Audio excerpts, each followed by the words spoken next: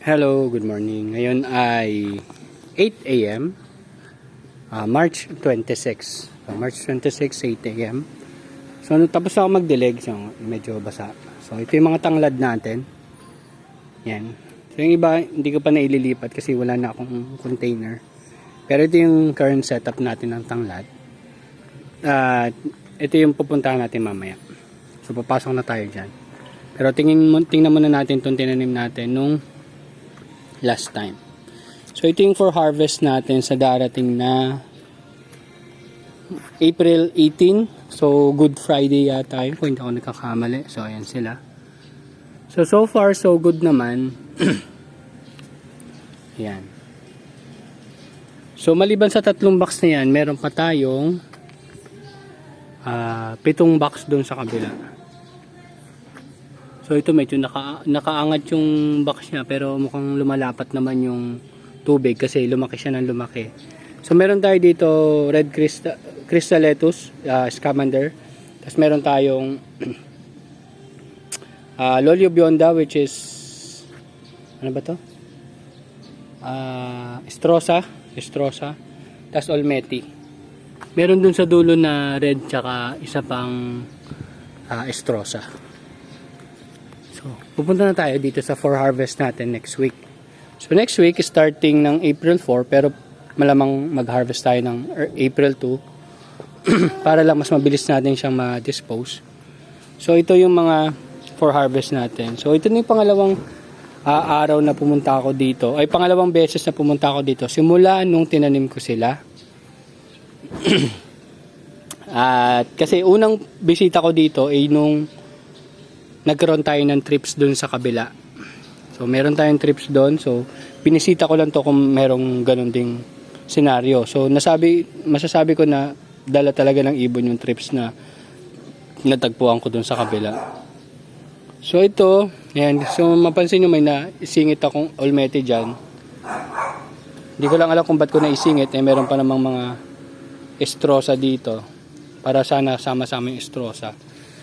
Well, anyway, kung ikukumpara ko sa estrosa na napatubo ko dun sa kabila, malayong-malayo yung itsura.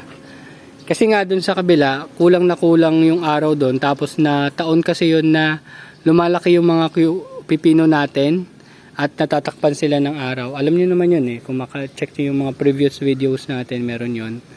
Kung saan tayo nagtanim ng estrosa for the first time. Pero medyo sablay kasi nga natakpan siya ng araw. And hindi pa ganun kaganda yung araw nun. Parang banda dito pa yung araw nun Kaya medyo pagdating ng tanghali or hapon, medyo natatakpan na sila. So dito naman, yan, kitang-kita naman yung pagkakaiba. Medyo light yung pagka-green ng estrosa and medyo dark naman tong ating olmeti. So hindi naman sila pantay-pantay pero kung masasabi ko, mas pabilog siya dito kumpara dun sa isa nating taniman. So all in all, 135 to. Bilangin natin 1, 2, 3, 4, 5, 6, 7, 8, 9. So 9, 135. So susunod, after natin yan ma-harvest, yung next na tanim natin ay magiging 12 to. So itong isa dito, tapos meron pa tayong dalawa dito sa gitna.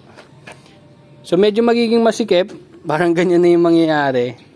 Pero tingnan ko kung paano natin gagawing diskarte, kung 12 pa ba o wag na 12 o kaya yung isa doon na lang pala, isa doon tapos isang pahaba dito para medyo malaki-laki yung space dito sa gitna. Ganun na lang siguro. So dito pahalang tapos isang pahaba dito. Para lang hindi masyadong masikip. At least may ikutan yung tao dito kung magkakaroon tayo ng pick and pay na mga event. So hopefully, may mga pumunta. Usually naman siguro mga kapitbahay ko pupunta. Gusto siguro nila ma-experience na sila mismo yung mamimili at mamimitas. So far, ayan, may nakikita akong konting issue dito. Mukhang fungus. Hindi ko sure kung kita ito. Ayan may konting damage siya. Hindi ko lang alam kung fungus ba yan or other forms.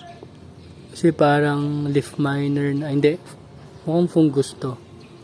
O leaf miner. Actually, yung leaf miner, hindi naman siya kasing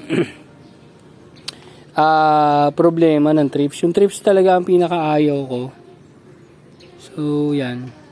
So, yun, yung banda doon, medyo may issue. Siguro leaf miner yan. At hindi naman siya ganun ka-rampant.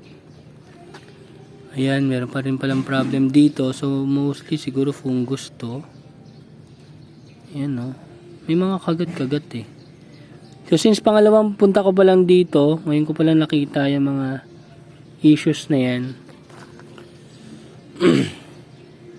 So, hindi ko lang alam kung ano yan. Pero hopefully wala nakakapasok na ibon dito. Kasi trips talaga mas inaalala ko. Ayan, no, may mga damage eh. Pero more on mga burn. Ang tanong, saan yun nakuha? Usually kasi pagkaka-experience ko ng mga ganyang tip burn, kunyari pag naulanan tapos sobrang init, yun, nagbe-burn talaga sila.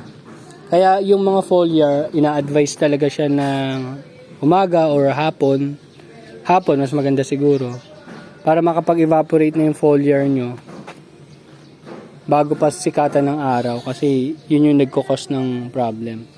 So, update ko lang din kayo. Itong apat na to, ito 1, 2, 3, 4, ay Nutri-Hydro. Tapos ito, 1, 2, 3, 4, 5, iKiss solution.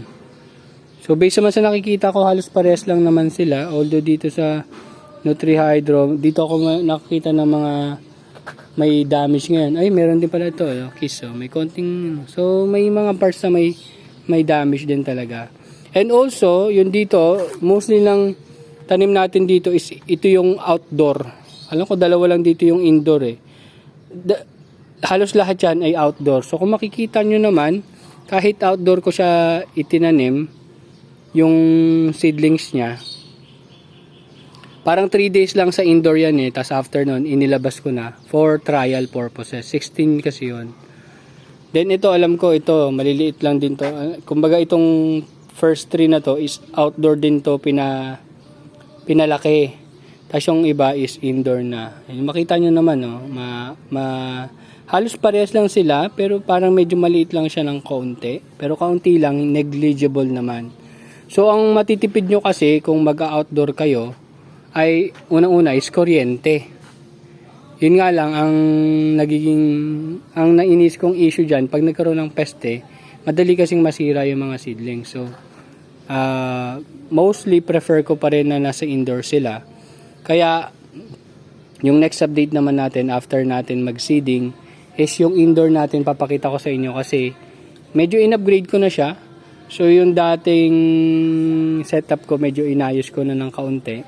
And makakapagtanim na tayo ng up to 240 heads or seedlings, kumbaga. Seedlings na lang ang basehan natin.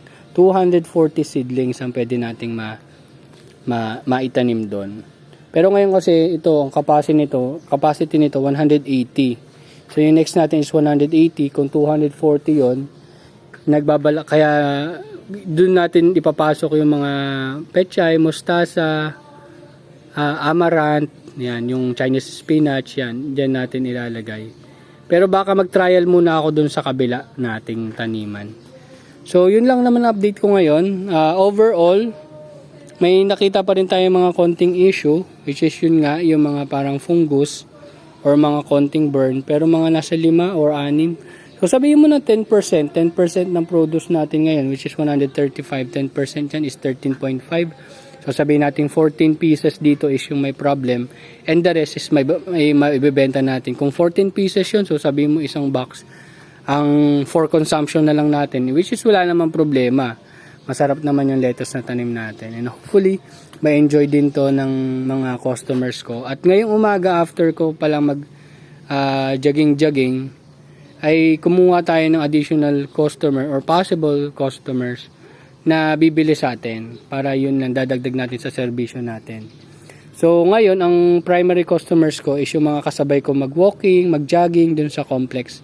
So, yung iba naman, talagang kakapalan lang natin yung mukha natin para i-approach and i-introduce yung produkto natin. ayun. So, mahihain pa rin tayo, pero kailangan mo kasing